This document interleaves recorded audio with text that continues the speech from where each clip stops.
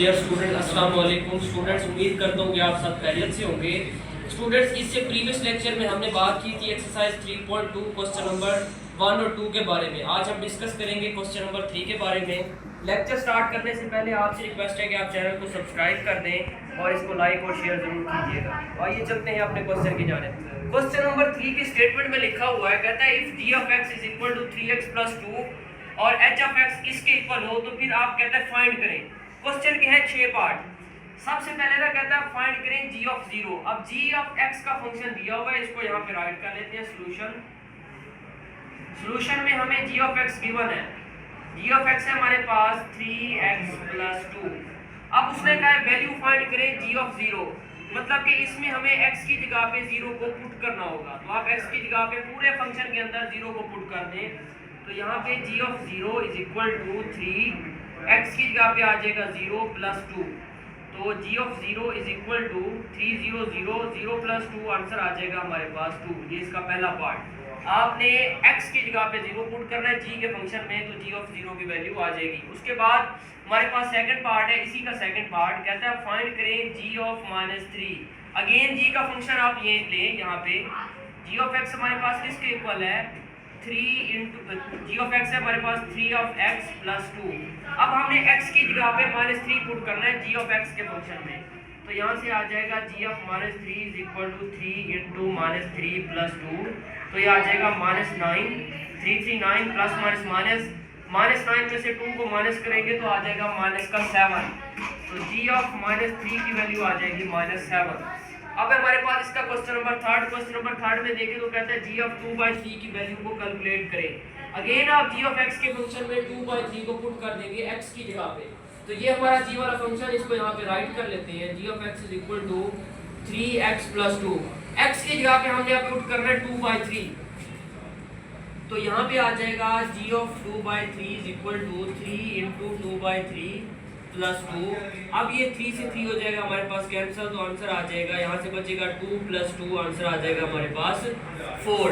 ये थे g of x के क्वेश्चन। अब शुरू हो रहे हैं हमारे पास h ऑफ x के क्वेश्चन।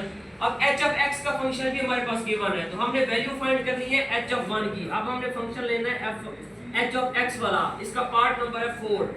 h ऑफ x के फंक्शन ये गिवन है हमारे पास x² प्लस 1, इसका 4 पार्ट है। h ऑफ 1 की वैल्यू कैलकुलेट करनी है, मतलब x की जगह पे हमें पुट करना पड़ेगा 1, तो यहाँ पे आ जाएगा 1 का स्क्वायर प्लस 1, 1 का स्क्वायर 1 होता है, तो 1 प्लस 1 आंसर आ जाएगा हमारे पास 2 आ जाएगा। नेक्स्ट इसका पार्ट देखें तो लिखा हुआ है h ऑफ -4 की वैल्यू को कैलकुलेट करें।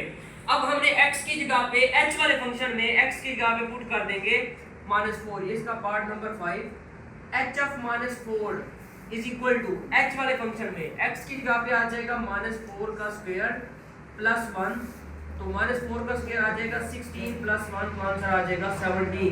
नेक्स्ट इसका पार्ट नंबर है हमारे पास, पार्ट नंबर है, लास्ट पार्ट है इसका, पार्ट नंबर 6। पार्ट नंबर 6 में कहता है वैल्यू कैलकुलेट करें h ऑफ -1/2।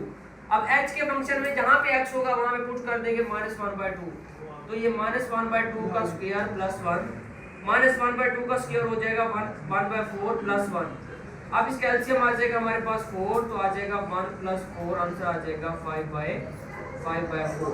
तो इसके 6 पार्ट थे, 6 पार्ट हमने सॉल्व किए। चलते हैं नेक्स्ट क्वेश्चन की जानब।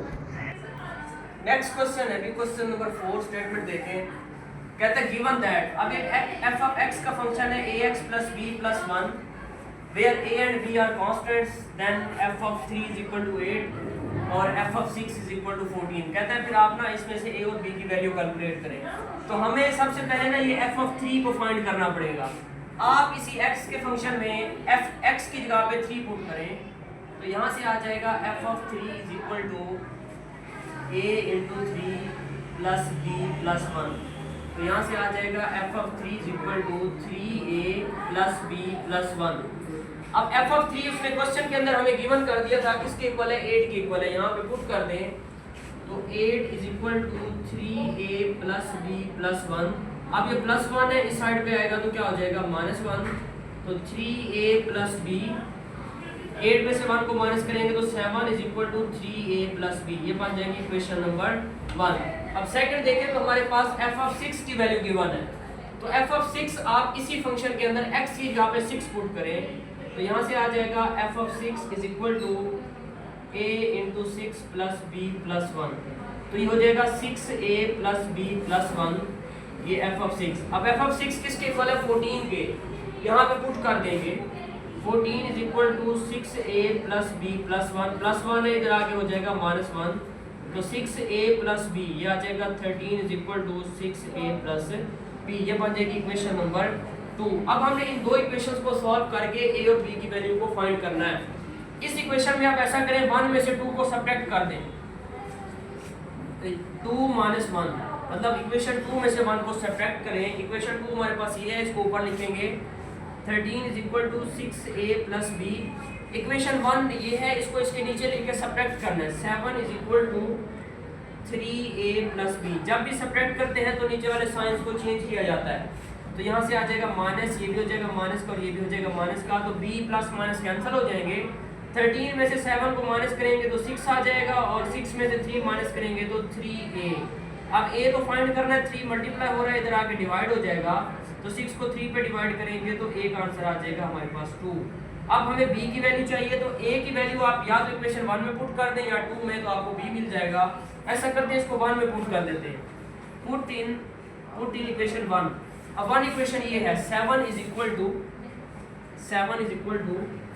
3a प्लस b, तो यहाँ से आ जाएगा 7 इज इक्वल टू 3a की वैल्यू हमने फाइंड किया 2, यहाँ पे आ जाएगा।